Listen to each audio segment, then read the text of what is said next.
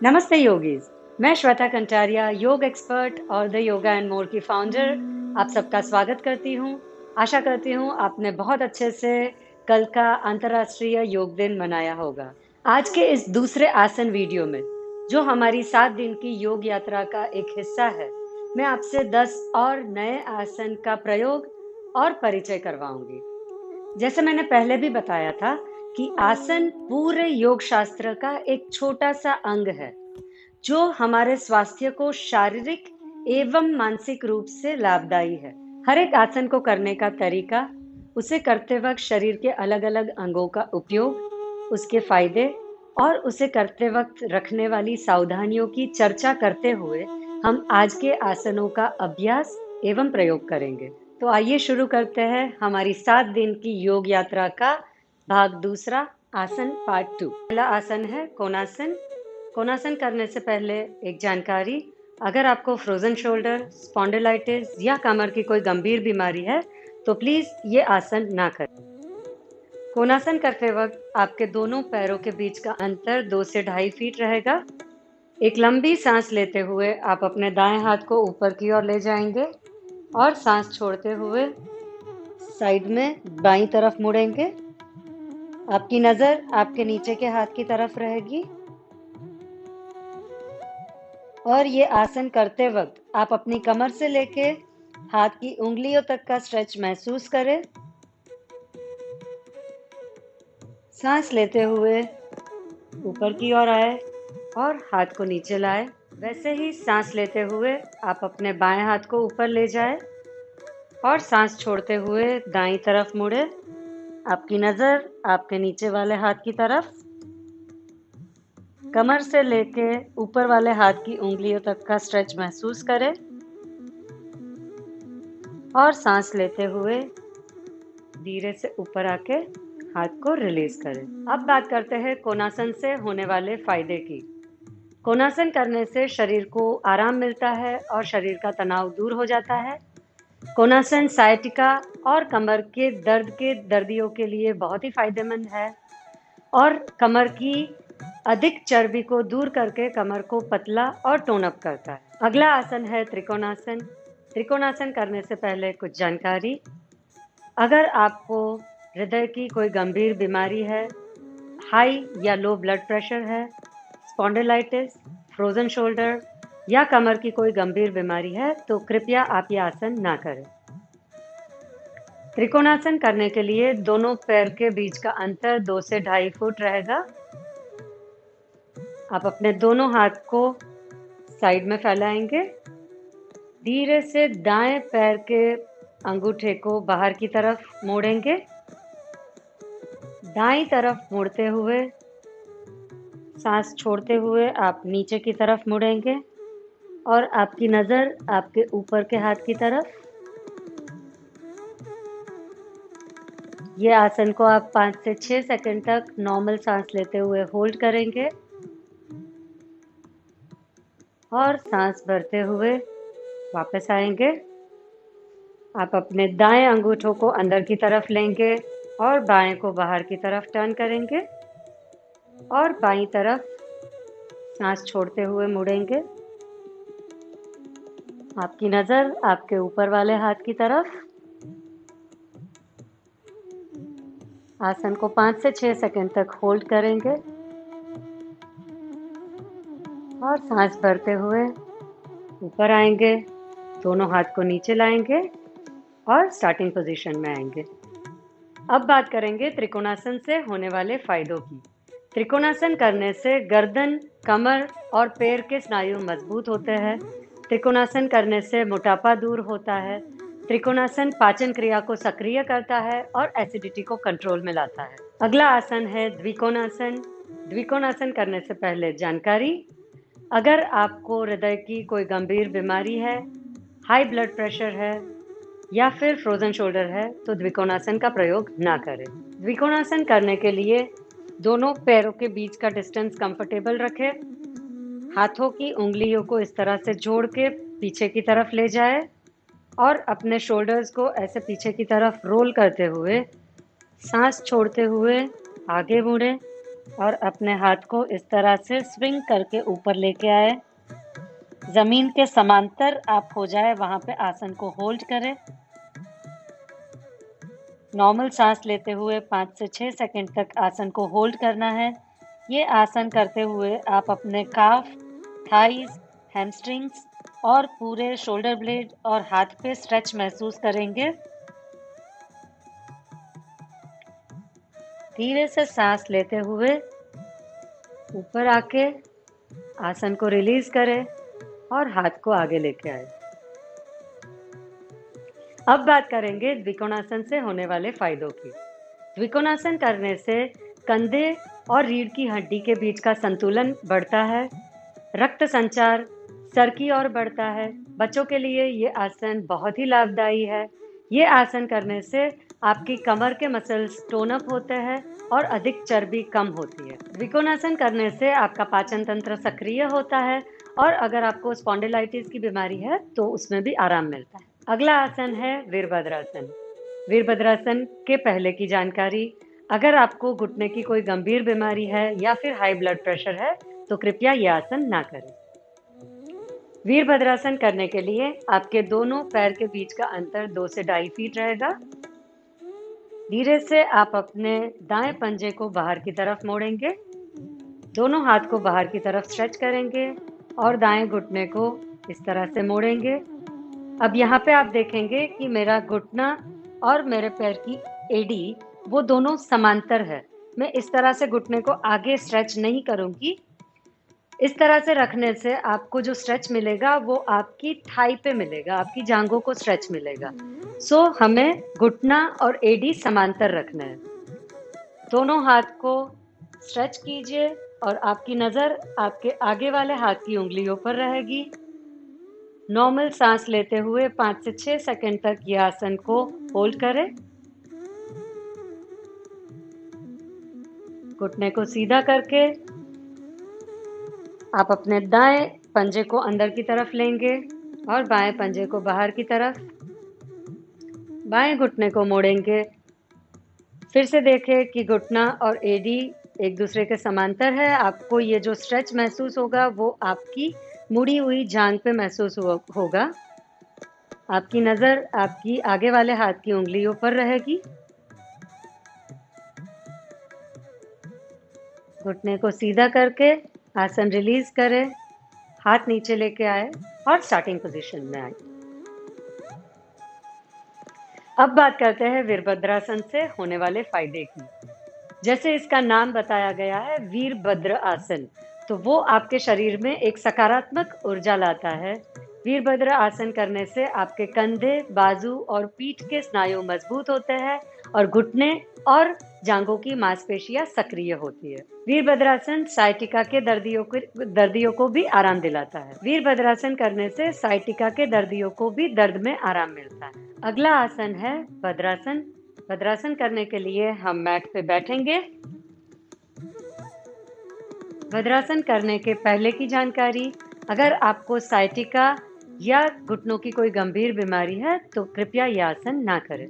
आप अपने पैर के दोनों पंजों को इस तरह से जोड़ेंगे, उसको अंदर की तरफ खींचेंगे और घुटनों को इस तरह से जमीन से लगा के रखने की कोशिश करेंगे।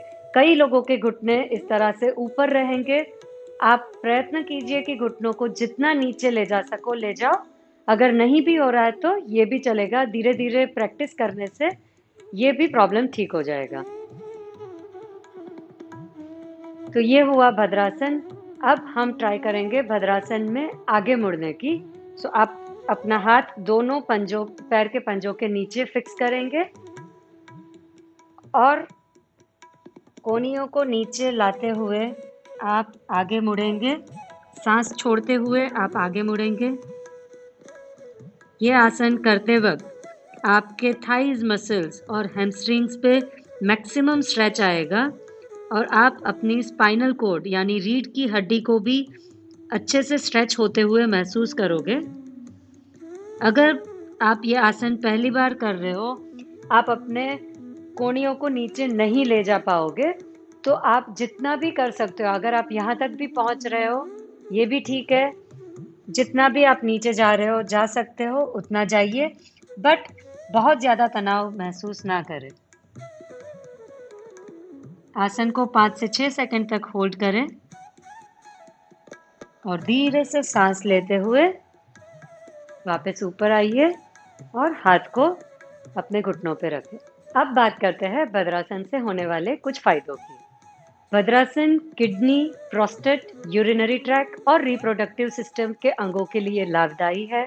भद्रासन करने से घुटने और जांघ की मांसपेशियां मजबूत होती है। भद्रासन पाचन क्रिया और पेट के अंगों को सक्रिय करता है। अगला आसन है चातक आसन। चातक आसन करने से पहले कुछ जानकारी।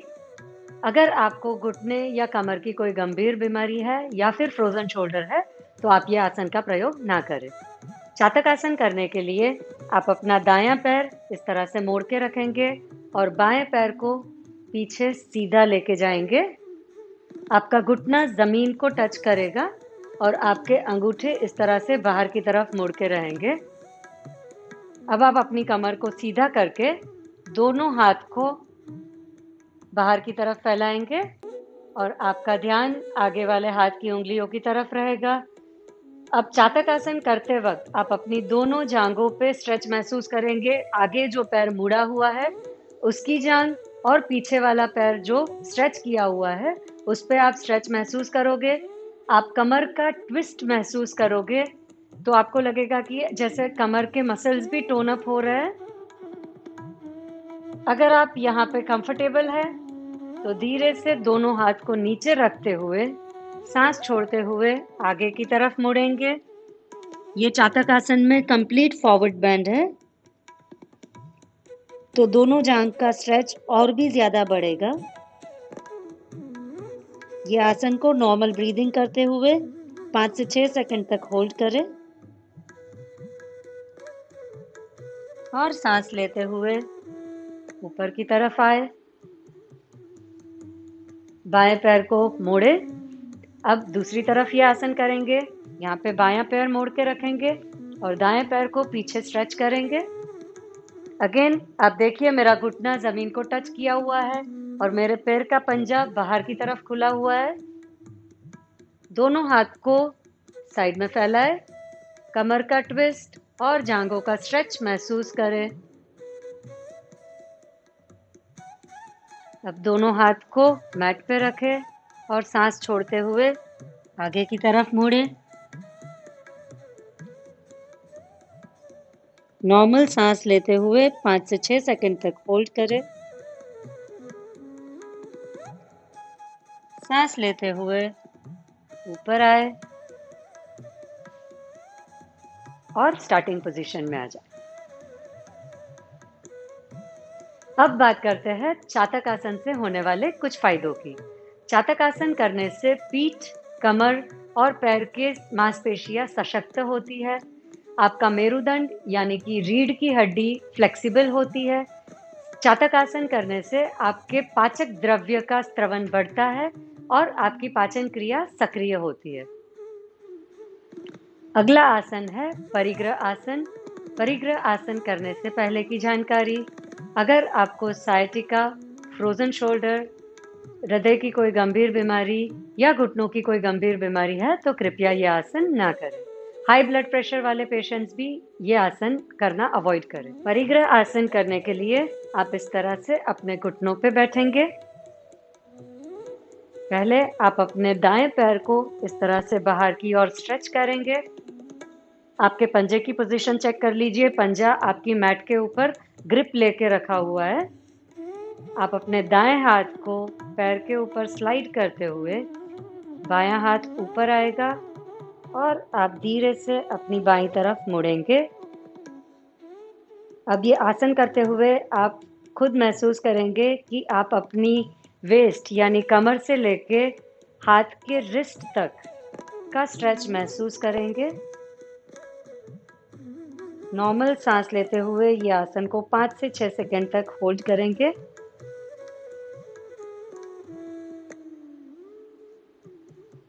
बाएं हाथ को नीचे लाते हुए आसन को रिलीज करेंगे। अब हम अपना पैर चेंज करेंगे। दायां पैर अंदर लेंगे और बाएं पैर को बाहर की तरफ स्ट्रेच करेंगे। आप अपने पैर के पंजे चेक कीजिए, उससे मैट पे अच्छे से ग्रिप लेना है। बाएं हाथ को पैर पे स्लाइड करते हुए दायां हाथ ऊपर लेके आएंगे और बाईं तरफ मुड़ेंगे। अगेन आप कमर से लेके हाथ के रिस्ट तक का स्ट्रेच महसूस करें।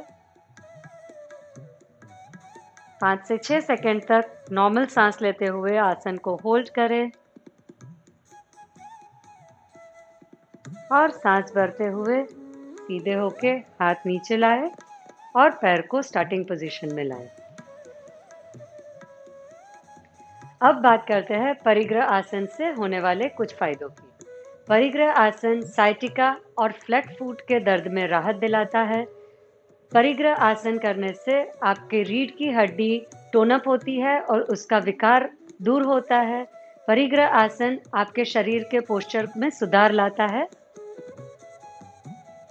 परिग्रह आसन आपके शारीरिक और मानसिक संतुलन को विकसित करता है। अगला आसन है धनुरासन।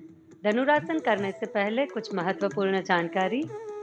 अगर आपको हृदय की कोई गंभीर बीमारी है या कमर की कोई गंभीर बीमारी है तो यह आसन ना करें। साइटिका या घुटनों की कोई बीमारी अगर है तो भी यह आसन करना अवॉइड करें। धनुरासन करने के लिए आप अपनी मैट पे पेट के बल लेटेंगे। धीरे से दोनों पैरों को घुटनों से मोड़ के दोनों हाथ से पैरों के एंकल्स को पकड़िए और लंबी सांस भरते हुए अपना आगे का बॉडी और घुटने इस तरह से उठाएंगे।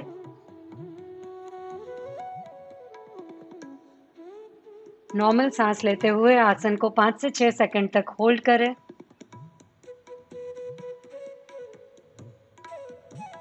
सांस छोड़ते हुए रिलीज करें और रिलैक्स।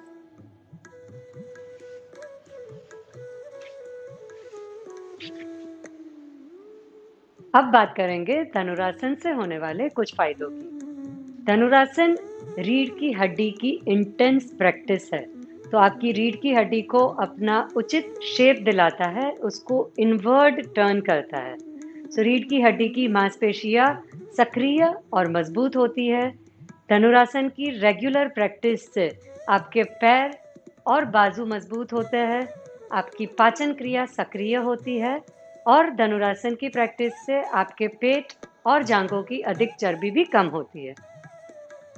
अगला आसन है अर्धहलासन। अर्धहलासन करने से पहले कुछ महत्वपूर्ण जानकारी। अगर आपको पेट की कोई रीसेंट सर्जरी या ऑपरेशन हुआ है, कमर की कोई गंभीर बीमारी है या ब्लड प्रेशर का प्रॉब्लम है तो कृपया यह आसन करना अवॉइड करें। अर्धहलासन करने के लिए हम मैट पे पीठ के बल लेटेंगे। दोनों पैर सीधे। यहाँ पे एक लंबी सांस लेनी है और सांस छोड़ते हुए दोनों पैर को घुटने से नहीं मोड़ते हुए सीधा ऊपर लाना है, अंगूठे आसमान की तरफ। अगर आप शुरुआत में ये आसन कर रहे हैं और आपके पैर पूरे 90 डिग्री तक ऊपर नहीं भी आ रहे हैं तो चिंता ना करें, धीरे धीरे प्रैक्टिस से आप ये पोजीशन तक पहुंच पाओगे। यहाँ पे आप 5 से 6 सेकंड तक होल्ड करोगे। ये पोजीशन में आपको अपनी जांघों पे स्ट्रेच महसूस होगा।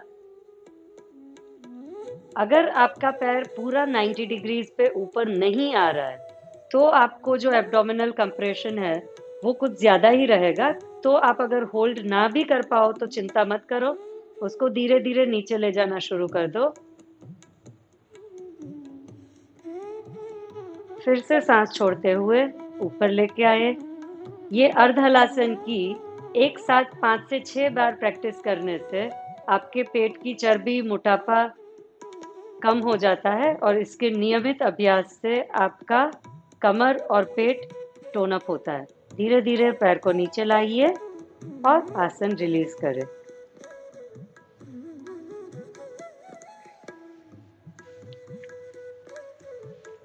अब बात करेंगे अर्धहलासन से होने वाले कुछ फायदों की। जैसे मैंने आसन करते वक्त भी बताया, अर्ध हलासन मोटापा कम करने के लिए एकदम ही उचित आसन है। आपके पेट के मसल्स, एब्डोमिनल ऑर्गन्स के मसल्स जो है उसको बहुत ही अच्छे से टोन अप करता है। सो मोटापा कम करने के लिए ये आसन एकदम ही उचित है। इसके साथ-साथ आप अर्ध हलासन की नियमित प्रैक्टिस करते हो तो आपका दिमाग शांत होगा, आपकी पाचन क्रिया सक्रिय होगी, आपके कमर के दर्द और सायटिका में राहत मिलेगी। तो ये था हमारे आज के सारे आसनों का अभ्यास। अब हम रिलैक्सेशन के लिए शवासन करेंगे। शवासन करने के लिए आप अपनी मैट पे पीठ के बल लेटें, दोनों पैरों को एकदम रिलैक्स कर दें, हाथों को साइड में रखें, हथेलियां आसमान की तरफ, अपनी आंखें बंद करें और अपने सांस को रिदम में लें। हम 1 मिनट तक शवासन का प्रयोग करेंगे।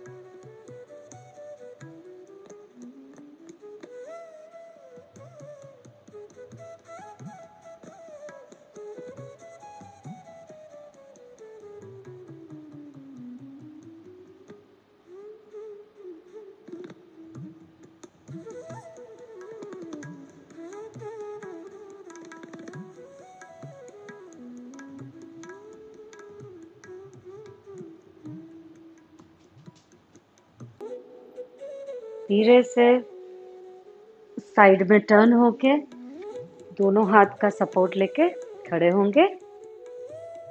तो ये थे आज के हमारे 10 नए आसन। आशा करती हूँ आपको मेरा ये वीडियो पसंद आया होगा। प्लीज़ वीडियो को शेयर और लाइक करें, यूट्यूब चैनल को सब्सक्राइब करें। जिन लोगों ने मेरे अब तक के वीडियोस को सराहा है और फीडबैक दिया है, उनका धन्यवाद। ऐसे ही आप फीडबैक देते रहे जो मुझे इम्प्रूव करने में उपयोगी होंगे। कल मिलेंगे, तब तक के लिए स्वस्थ रहे, सुरक्षित रहे। नमस्कार।